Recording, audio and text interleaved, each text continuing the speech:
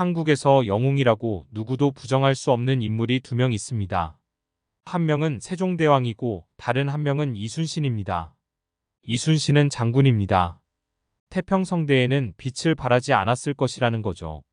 전쟁이 생겼기 때문에 이순신 장군이 빛날 수 있었습니다. 어폐가 있긴 해도 이순신 장군이 없었다면 역사 자체가 변하지 않았을까 합니다. 일본 왜군이 조선을 침략할 때 속수무책으로 당했죠. 아무런 힘도 쓰지 못했습니다. 일본 입장에서도 당시 조선은 스쳐 지나갈 뿐이었습니다. 조선을 빨리 함락하고 명나라로 치고 가는 것이었니까요. 엄청난 속도로 조선을 통과하려던 전략은 초반에는 맞았죠. 조선 임금마저 도망쳤지만 일반 백성이 들고 일어나며 곳곳에서 막기 시작했습니다. 여기에 가장 큰 역할을 한 건 해상에서 이순신 장군이었습니다. 모든 전쟁은 군수물자가 핵심입니다.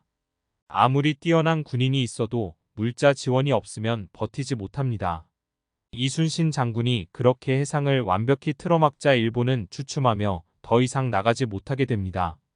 처음에는 이순신을 무시했죠. 그건 일본이 아닌 조선에게도 해당됩니다. 무모하다고 할 수 있는 병력으로 물리쳤으니까요. 놀랍자고 할 수 있죠. 한국에서 영웅도 아닌 성웅이라고 합니다. 성인과 영웅을 합친 표현이죠. 한국에서는 그만큼 이순신 장군에 대해서는 압도적으로 다른 말을 하지 않습니다.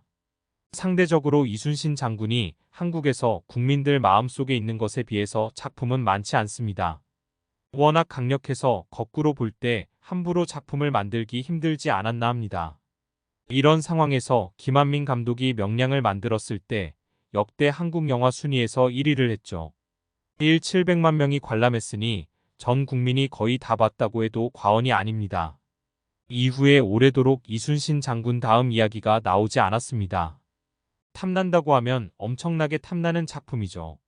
흥행이 어느 정도 보장된 작품이니까요. 처음부터 3부작으로 김한민 감독은 구상했다고 합니다. 다른 영화와 달리 이순신 장군은 육지가 아닌 해상에서 모든 전투가 이뤄집니다. 이런 점 때문에 작품 만드는 게 엄청 힘든 일이죠. 직접 바다에서 전투 장면을 보여주고 싶었다고 하죠. 막상 촬영을 하니 변화무쌍한 바다에서 제대로 촬영하는 건 무리라는 걸 깨달았다고 합니다. 이제 워낙 VFX 기술이 발달한 덕분에 한산용의 출연부터는 바다에서 찍지 않았다고 하죠. 그 덕분이지 마지막 3부인 노량죽음의 바다는 꽤 빨리 나왔습니다. 1년 만에 나왔으니 말이죠. 처음부터 2부와 3부를 같이 제작한 것이나 마찬가지라고 봅니다. 가장 큰 특징인 이순신 장군을 맡은 배우가 영화마다 다르다는 점이죠. 최민식, 박해일에 이어 이번에는 김윤석이 이순신 장군을 맡았습니다. 같은 인물을 시리즈로 만드는데 주인공을 전부 다른 배우가 한 것도 전무후무하지 않을까 하네요. 역사물이라 스포일러가 있을 수 없죠. 영화에 나오는 모든 내용에 가감이 있을지라도 말이죠. 이미 마지막에 이순신 장군이 어떻게 된다는 건 너무 잘 알고 있습니다. 특히나 내 죽음을 적에게 알리지 마라는 너무 유명한 말이고요. 영화는 다른 건 그다지 비중을 두지 않습니다. 오로지 마지막 전투인 노량에만 집중합니다. 당시 상황을 알려주기 위해 초반에 꽤 할애하긴 합니다. 선조가 토요데미 히데요시가 사망하며 전쟁은 끝났다고 생각하는 것이지요. 이에 따라 전쟁이 아닌 조선 내 정쟁이 벌어질 가능성입니다. 조선에 있는 왜군은 전부 철수하라는 명령이 내려졌고요. 이대로 물러설 수 없다는 왜군과 이대로 보내면 안 된다는 이순신 장군. 여기에 명나라에서 온 진리는 이제 적당히 돌아가기를 원하고요. 이런 상황에서 노량이 어떤 의미를 지녔는지 알려줍니다. 역사의 가정은 없다고 하지만요. 왜군은 이순신 장군을 두려워합니다. 자기들이 그냥 퇴각하면 이순신이 끝까지 쫓아와서 일본 열도까지 쳐들어올 것이라고요. 이순신 장군은 확실히 전부 물리치지 않으면 이런 일이 또 일어날 것이라고 우려합니다. 서로 최후에 싸울 수밖에 없는 상황으로 된 거죠. 이순신 장군은 임진왜란 내내 제대로 된 병력이나 물자나 도움을 전혀 받지 못합니다. 언제나 늘 왜군보다 적은 숫자로 싸우죠. 이런 상황에서도 번번이 승리했다는 점을 더욱 높이 사는 거죠. 노량에서도 이런 상황은 똑같습니다. 영화에서 제대로 묘사가 되지 않았지만 엄청나게 분석하고 자신이 계획한 대로 왜군을 움직이게 하려 노력했겠죠. 그렇지 않다면 승리할 수 없었을 겁니다. 무엇보다 영화는 그냥 아무 생각 없이 전투씬만 봐도 충분합니다. 아마도 전 세계에서 이 정도 해상 전투씬을 거의 100분이나 보여준 건 없을 겁니다.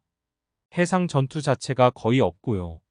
한국만이 엄청난 노하우를 갖게 된 게 아닐까 합니다. 육지도 아닌 바다라 묘사하는 것이 쉽지 않았을 텐데 말이죠. 더구나 바다에서 몇백 척이나 되는 배가 서로 전투하는 게 실제로도 쉽지 않았을 듯합니다. 대포를 쏘며 상대방 배를 침몰시키는 것도 있겠지만요.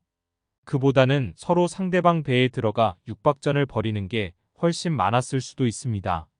이런 묘사를 영화에서 보여주는데 박진감이 넘칩니다. 결코 쉬운 일이 아니었을 텐데 말이죠.